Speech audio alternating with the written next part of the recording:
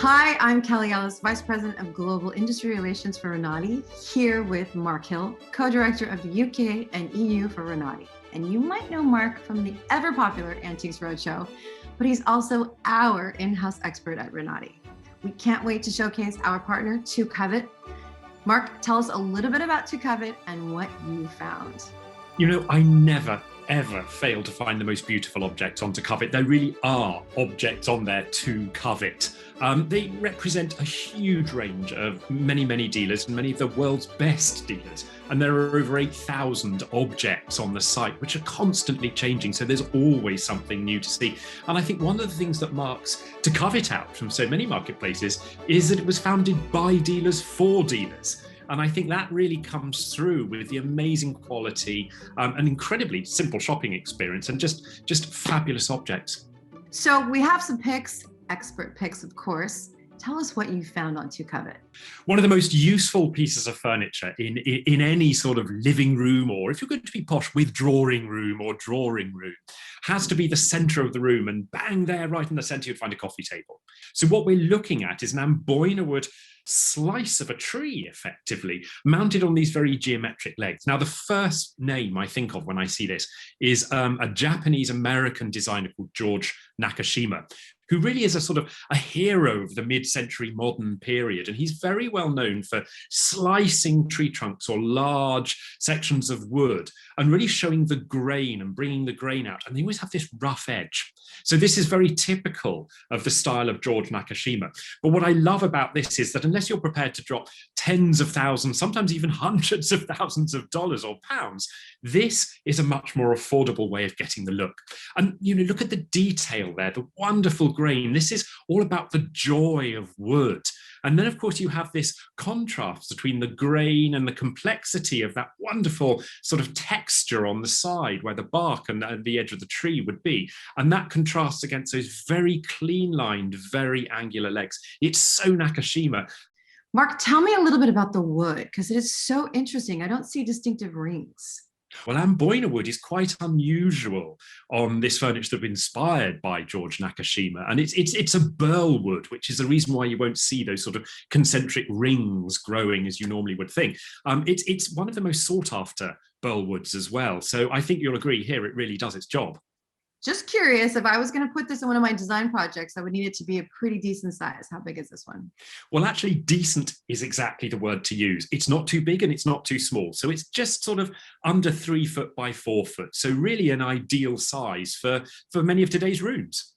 Tell me who is listing this piece. Well, this is typical of the fantastic eye of Charles Walrock, who is one of the founders of To Covet. There you go. Makes perfect sense. Cannot wait to see what's up next. I think we hear so much about Chinese works of art and Chinese porcelains. I feel almost a little bit sorry for the incredible craftsmanship and artistic skill of many of the Japanese creators and craftsmen and artists. And for me, this is one of the best pieces I've seen. So as you can see, it's a bronze sculpture by Genryusai Seiya. Now, Genryusai Seiya is really up there with the most notable bronze artists of the period. And he's most celebrated for his very lifelike, sort of very vivid portrayals of exotic animals. So here we have a tiger. And you can see there's almost a sort of sense of strength. You can almost feel those taut muscles of the tiger as it prowls along.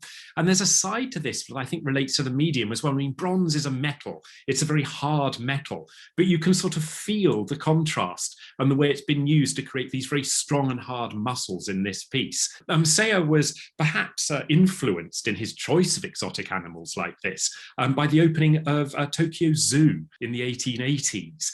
I love the energy of this piece. I mean, it's incredible. And I'm also blown away by the fact that it's a bronze, because you can see there's striation, there's stripes. If you told me it was wood, I would have believed that too. How large is this piece? This is a huge piece. And just as it makes this incredible visual impact, the size is even more impactful. It's only 3 foot long. I love this piece. Please tell us how we can find it. You can search using Tiger. There can't be too many of them on the website. Or, of course, you can go to the stock of Wick Antiques, who are the dealer selling it. Perfect.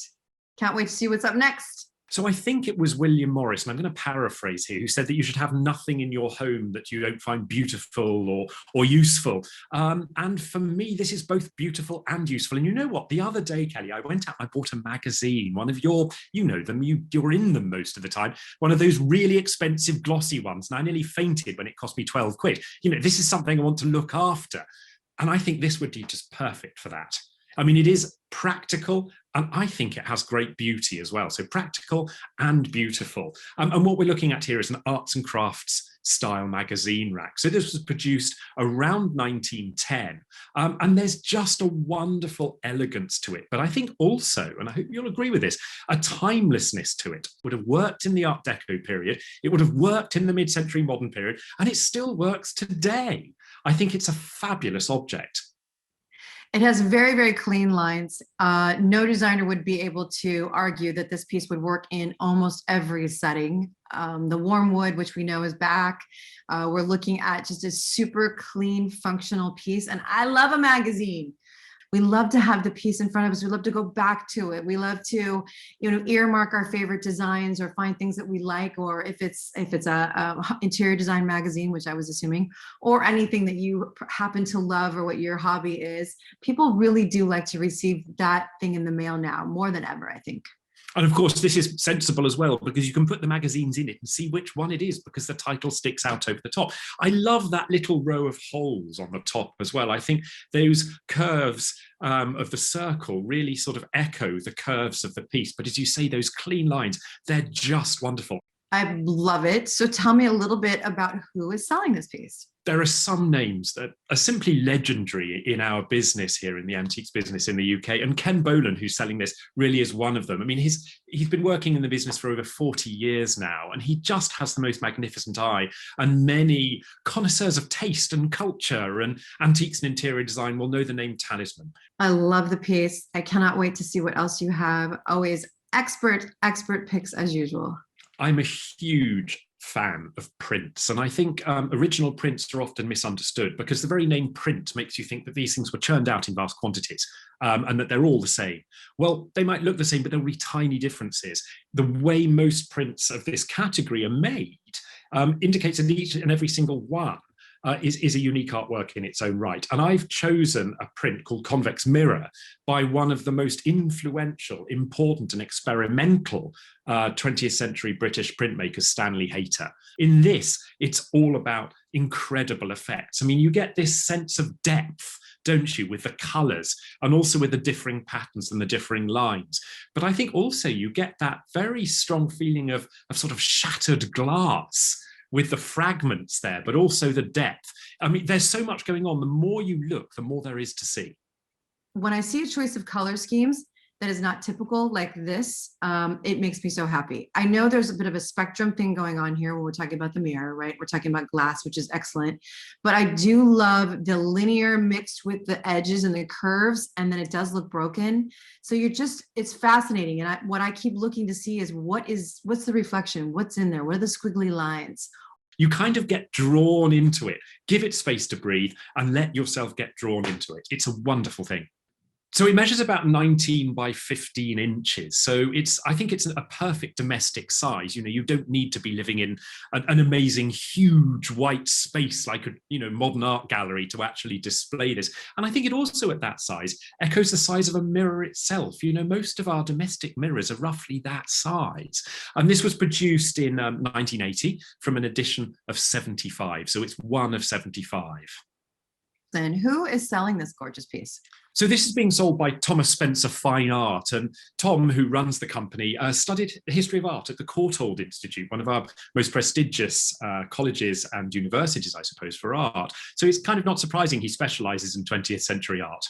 Not surprising at all, and a gorgeous piece. And I cannot wait to see our last piece. I think if elegance simplicity, style could all be sort of put in a cooking pot and boiled down to one piece of furniture, you'd probably get something that looks like this.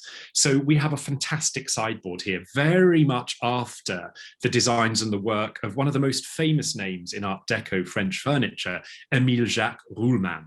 And this has every element of Ruhlmann's designs about it. You have these fabulous, sleek, elegant curves and lines. You have a sense of craftsmanship, the highest quality craftsmanship, the use of rosewood and the wonderful figuring and the wonderful grain that's shown there.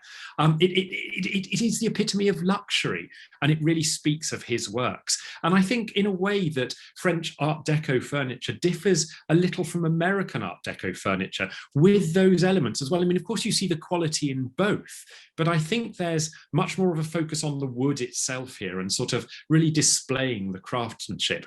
Now, I also feel that although it is quintessentially Art Deco, it would have also worked and been in fashion after the sort of huge disaster that occurred between the Art Deco period of the 30s and, of course, the mid-century modern period of the 50s and 60s, and that is the war. That changed an awful lot, but I think those almost rocket-shaped legs and then the very clean lines and clean form would work just as well in the 1950s and into the 60s as it did in the 1920s and 30s.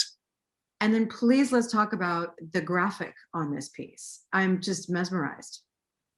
Again, it shouts and screams the Art Deco. I mean, what do we have here? We have some kind of sea monster, maybe Nessie, the Loch Ness monster, sort of grabbing the reins of this stylized horse. And of course, we see the waves with that sort of curving line there. But I like how the fact that the horse has been very, very stylized. And I think in some depictions, certainly in art, and I think also in film, you often see horses galloping and leaping associated with crashing waves. So the lines are very Art Deco, but I think there's so much more beyond that. This piece could work in any design. And again, because it doesn't have such a large footprint, I could see it in an entryway, a hallway, really as a bar area, pretty much anywhere where you really just have that big open space. Again, it needs some air around it because it's really a focal point, but a beautiful piece. What is the size of this piece? It measures actually about 6 foot wide. So it's a nice substantial piece. Open the doors and you can put plenty inside as well. So tell me a little bit about the dealer. So this is being sold by Patrick Moorhead, who's one of our country's most established dealers with over 3 decades of experience in the business and many hundreds, if not thousands, of pieces of equal quality down in his huge store on the south coast of England. So that is it. Another fantastic expert picks. Thank you so much for these. I mean, beautiful, beautiful, really nice choice.